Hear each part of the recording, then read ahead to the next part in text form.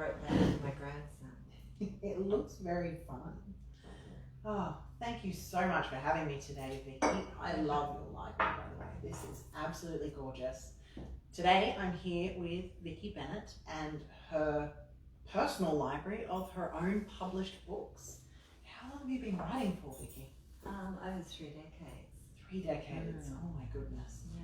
This is prolific. Some writers get books done maybe one every 5 years or so because they're very slow writers. Whereas this is fantastic. This is very exciting to see. Yeah. I usually have 3 or 4 going at the same time.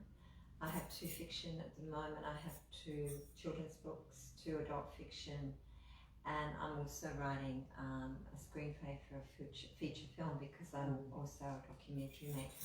Oh wow! What documentaries have you done? Never Forget Australia, and it was a story about the relationship between Australia and France after World War One. I had to think about that. And the love between those 2 countries. Yeah.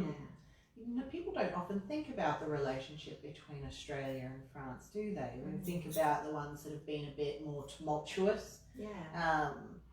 Yeah, that's a very interesting topic. Do you have French heritage? No. No? No. What was your interest that brought you to that relationship? It started through this book, hello.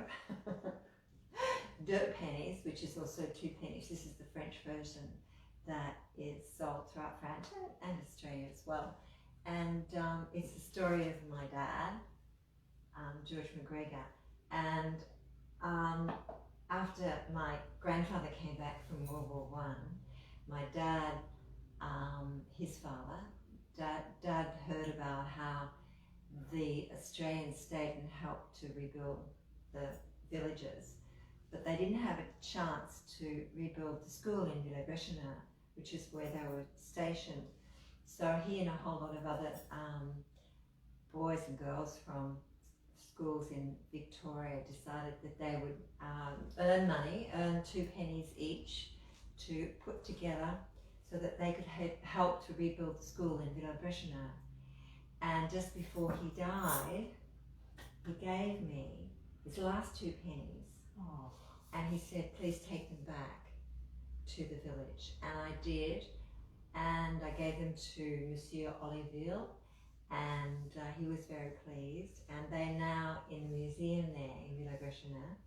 And on the way home in the plane, I just decided I had to write the story. Oh, that is magical. Yeah. Wow. So that's how I got onto it, because I'm a pacifist, and I don't write about a war. I write about relationships in war, and that the joy and the love that can come from such a harsh, extreme situation as war, and how we can move on from that, and how we can find connection and deep understanding of each other as a result of that.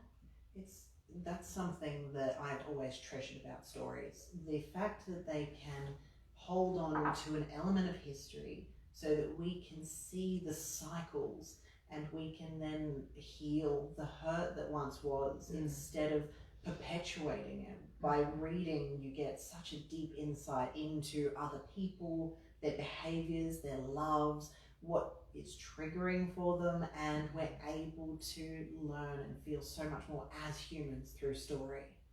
And we get the chance, and I feel this personally, we get the chance to heal generations before us. All the pain that came through the generations before us. You know, both of my grandparents were, and my grandfathers were at war, as was my father. And by looking at these subjects and showing,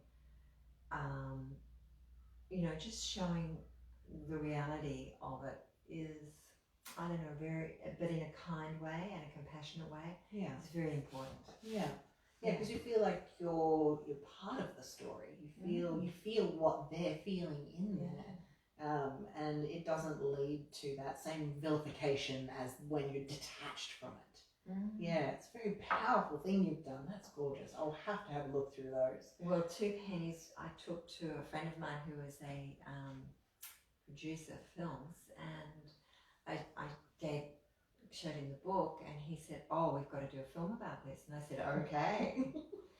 And we ended up having to write. It wasn't big enough for a whole doco, so I also did some research and found the little stowaway.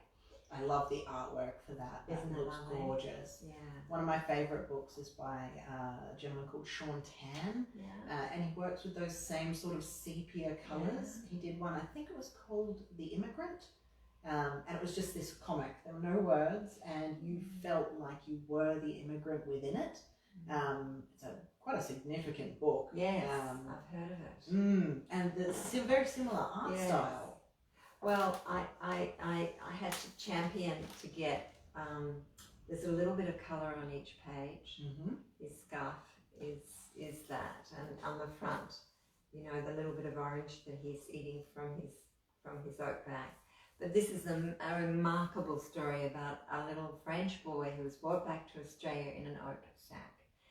And he came to live in Jindawi in Queensland and had a very happy life. But his journey to that was quite an incredible story. Yeah. I love those sorts of things. Those stories are the ones that they're that little glimpse of history. I love history. And to know it from someone who isn't in a privileged position, to know it from someone who is at that ground level is, it's really inspiring. I don't want you to give away the ending, even though I really want to know what happens to the little stowaway. So again, I'll have to read it. Are these books in the libraries? Yes, they are. Wonderful. All right. Absolutely. And are they available on your website? Yes. Even better. All right. So you can support Vicki by purchasing her books from her website. I'll leave the link in the description below. Thank you. But I wanted to ask about this one. Yes. Now, you mentioned that this was your first book. Yes, and it's interesting because I had to have a look and see when it was, because it's got that invitation to the event inside. How fabulous. Oh, wow. Yes. So there. It's what year? 1984. 1984. Yeah. Oh, I wrote this. And it's an amazing collection of, because I've been a corporate trainer since 1980.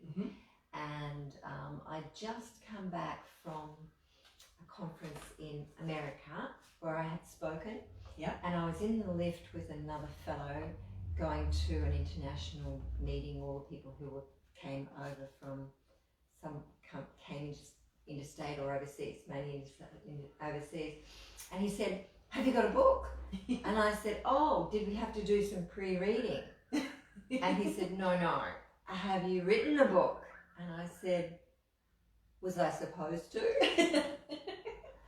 And he said, "No, but if you're a corporate trainer or you're a person that's speaking, you really need to have a book about your values and what you stand for." So on the way home, again, in an aeroplane, I started writing my first book, which was, was Queensland made, and was self-published. All the others, I have an agent, because from that one, we went to, can you see, I found the keys, now where's the car? Yes. Yeah, that one there. And I found an agent in Melbourne, and she said,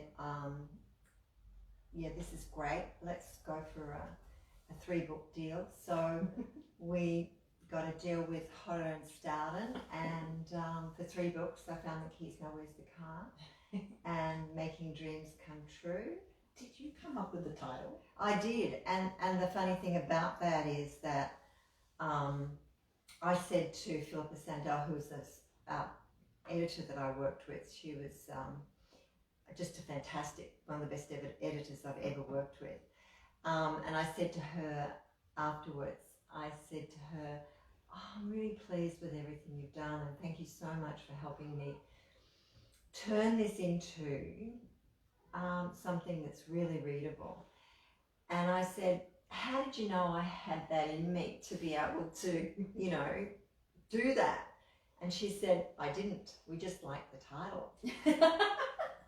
Excellent. So you don't want to get tickets on yourself, do you? No. You know what? It's so funny. The saying "never judge a book by its cover" is true, but it's human nature to do so. Yeah. And the same with an editor looking at a title.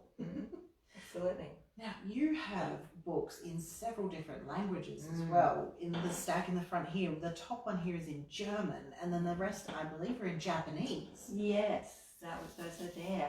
I have a wonderful agent in Japan, Mariko Highland, and we've been together for probably 30 years now, and I've been writing for the Japanese market, and the first one was translated into Japanese, but the others have been translated, well, not translated, I've been given the task of restricting it to grade 12 English for Japanese, which is actually a bonus. It was one of the best things that I ever had to do, because I had to write 4, now my 5th, to just keep it really simple language. Yeah. And the beauty of that was that I really am thoughtful about how I use words, much more thoughtful than I was before I had that task. So thank you.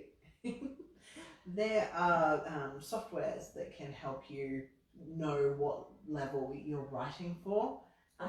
Yeah, I use one called Pro Writing Aid, and there's another one I believe that's called Grammarly, or the Hemingway app. And it tells you what grade your language is based in. And I find that's really helpful. Although I always get a little bit concerned when it's like, okay, so I've gone from grade 4 to grade 12 and back to grade 4. What's going on with this writing here? I didn't know that. That's great. I was just about to ask, do you use a software for that? No, because I was given so many words. Yeah. And I had a list of them. I was just doing it by hand. I just knew which word they're going to kind of not really understand. But it was interesting because we also had a glossary, so other words, because one of the books is about love. 100 Keys to Love. Now, that's a book anyone would like to read, wouldn't it? I think so. Keys to Love. Yeah, that sounds beautiful. And in the back, we've got a whole lot of words that we had to add outside of the words that were okay. Because I think the word relationship wasn't in it, so, that wasn't going to work. That's fascinating. Yeah. I always get a bit tripped up because I'll just be writing and you're in flow, and I think all authors know what in flow feels like, and you're just going, and then you go back and someone says, oh yeah, I didn't know what this word was, I had to look it up. So it's like the word diaphanous or something like that. I was like, oh, other people don't know what that is. It's just something that's in my repertoire from way back when. So it's fascinating how it crosses different languages as well. And I think a lot of people that are reading through ebook or through some electronic aid, their ability to just press a button and find out what the meaning of the word is. A lot of people that have that issue with words, whereas I will stop and probably use the same. I would probably use my phone to find out the meaning of the word, but I stop and think about the word and I try to figure out what it could be. Or maybe even go back. But I think that's a really good conversation for people in book clubs. What happens when they get stuck? Some people get irritated when they have to stop all the time and have to look up words, but I just find it magical. I find it's like a little bit of trivia when I find a word that I don't know and then have to look it up, especially if it's something that I'm like, oh, I kind of understand it, so I'll just keep reading. But if it's something that actually stops me, like, what is that? Have they spelled something wrong, or is this correct? And I'll go and look it up, and then it's like, oh, I've got a bit of trivia for the next week. Yeah, absolutely. I always think it's funny when someone finds a word and they've only ever read it, and then they use it in a conversation somewhere, and the pronunciation is completely different. I've had that happen a few times as well. It's funny, isn't it? And my daughter had a word like that the other day, and She said, well, you could have told me earlier. I said, I honestly have never heard you use that word before. But I go with the old way. It's kind of nice, tricky. I like it better. She said, oh no, I'm going to go with the new way now. I mean, the real way now. Oh, lovely. Now, tell me a bit about your new book. Yes. When was this released? Last year, the Book of Hope. Last year. Yeah, Antidote for Anxiety. I do like the blue cover. I chose that blue because I'm a bit of a fan of that cover. And you know, in terms of the rainbow and the body chakras, it's the speaking blue is the throat chakra. So it's the free will, speaking out, speaking your truth, your ability to communicate. Yeah. So I wanted that colour for that, and I was asked by the publisher to actually write it, which is kind of great when that happens. And I didn't think I had another self-development, personal growth, leadership type book left in me, but I did. I really did, because I'm really proud of this. And I talk about all the things that are important about hope, things like making peace with anxiety, kindness, and the third chapter, which is my favourite, sacred service to self. You know, caring for ourselves. And one of the things that we've learned in recent months with COVID is how important self-care is. And I dedicated a very big chapter to sacred, because it is sacred to look after yourself well. Before we reach out for another and help them up, we have to be able to come to that place from caring for ourselves with dignity and respect and love. Because just helping somebody else from empty or weakness, or because we can't do it for ourselves, lacks, I think, integrity. I think it does. It's that sort of, it's like a false martyr. That's a good word. Yeah, I've encountered that a few times this last week, so it's been very evident. But having to give to people so much, and then it's like, oh, but I have nothing left, and I'm like, well, now I feel bad that I received anything from you, so stop, look after you. Yeah, that's interesting, isn't it? And values-driven behaviour. If we were in a lift and I said hello and you said, what do you believe in? I would say, I think I've dedicated my life to helping myself and others to match their behaviour to their goals. I like that. Because we all have good intention. Everyone is the hero of their own story. True. So I just think that our behaviour lets us down, and I talk about tools and ways that we can shift that so that we don't self-sabotage. Beautiful. Yeah. And, you know, vision, intuition. I think intuition is such an amazing force of nature, and when we connect to that, we can really stand into our full power. Connection, compassion, and committed tribes. Because one thing that we've found from COVID-19 is that being with our tribe and connecting with our tribe is the most important thing for our wellness and for our mental stability.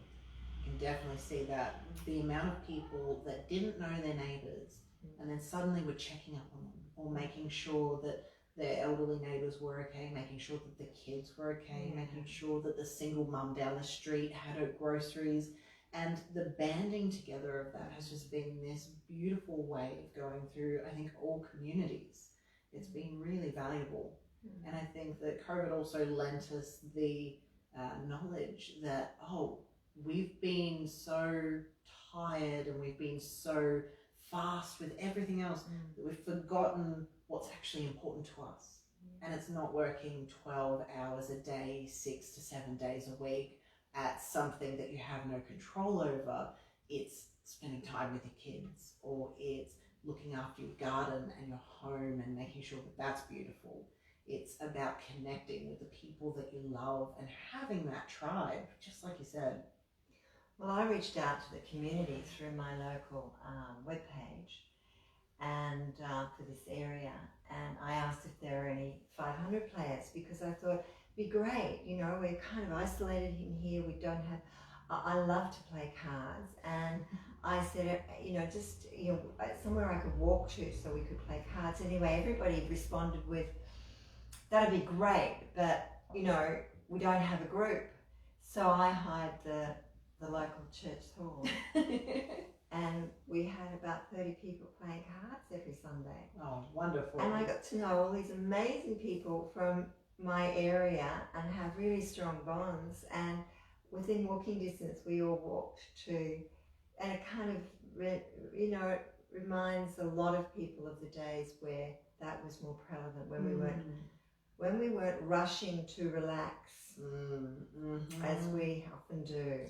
And relaxing very stressfully. Yes. The eternal scroll is a very stressful way to relax a lot of the time. Indeed. Having real people around you is so valuable.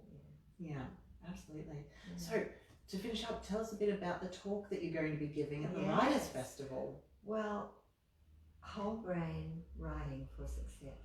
Oh, I love it. I absolutely love it.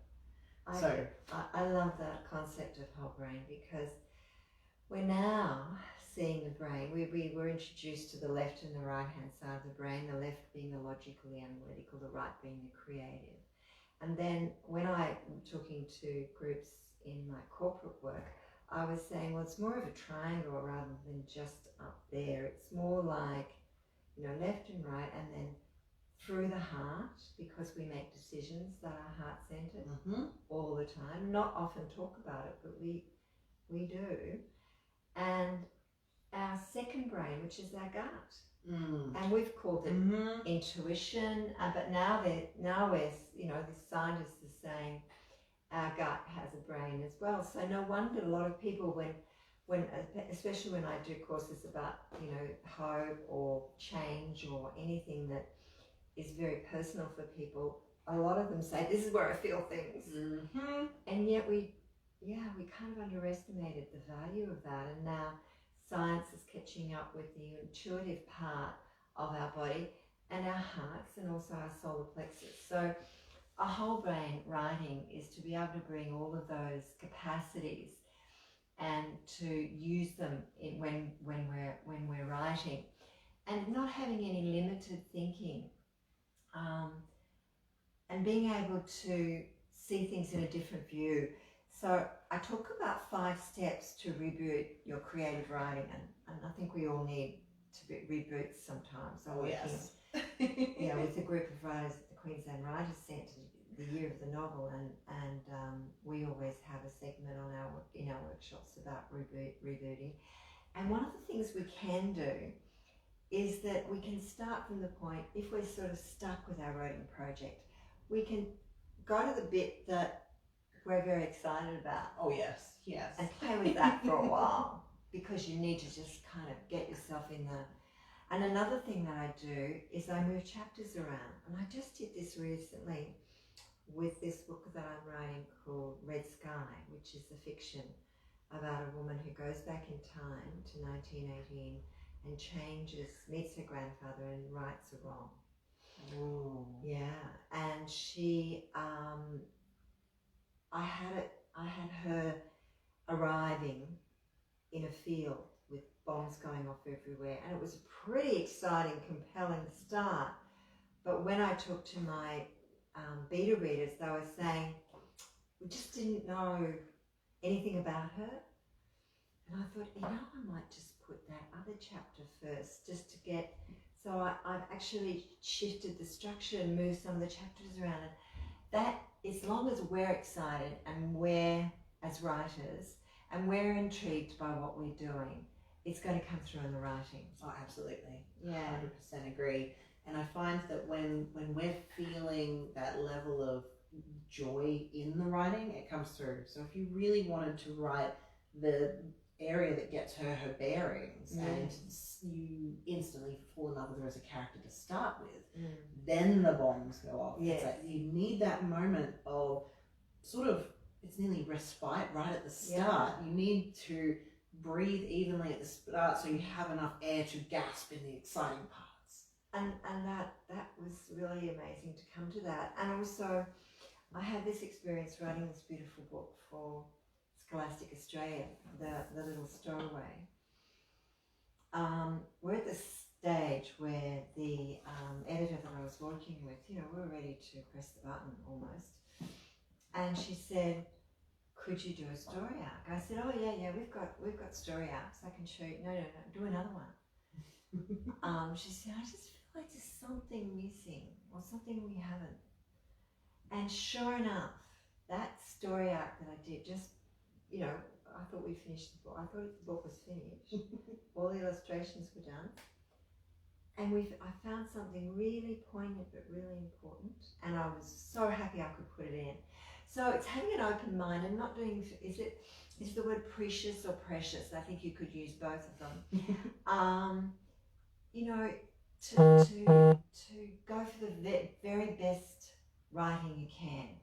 I go for the best outcome. If people give me feedback, I'm delighted, because I might not use, they might give me that much feedback and I use that much, but in there, you've got improvement.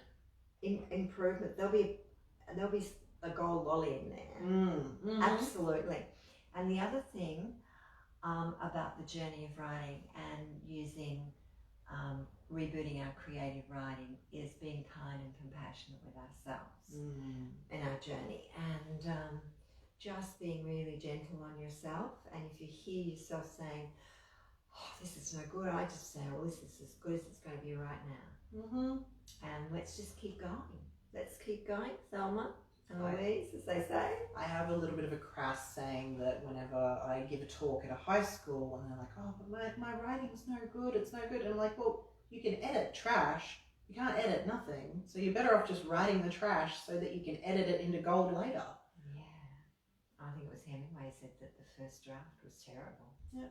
Absolutely awful. That's why you need to edit it. Yeah.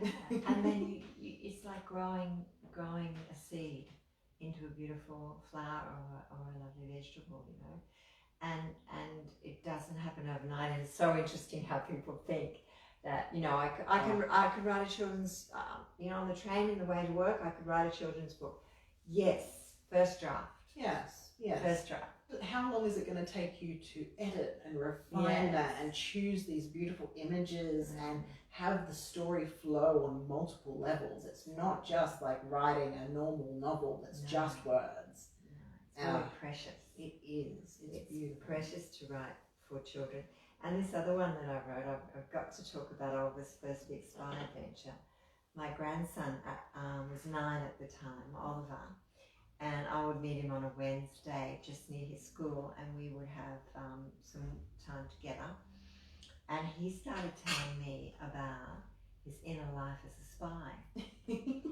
And it was so funny, I just started to write it down.